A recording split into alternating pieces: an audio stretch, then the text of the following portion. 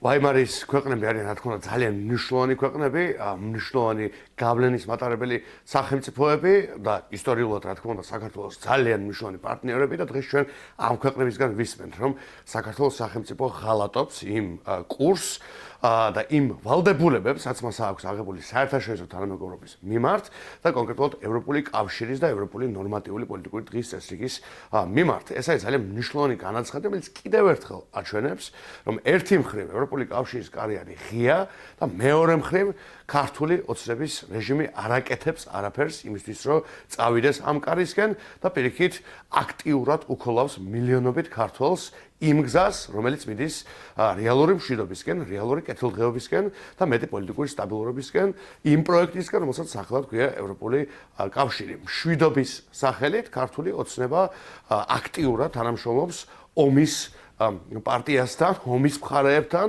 ომის სახელმწიფოებთან და პირიქით ყველაფერს აკეთებს იმისთვის, რომ საქართველოს არ გადადგას ქვეითი დაბიჯებით წინ ევროპული მშვიდობიანი წესებზე დაფუძნებული დღის წესრიგისკენ.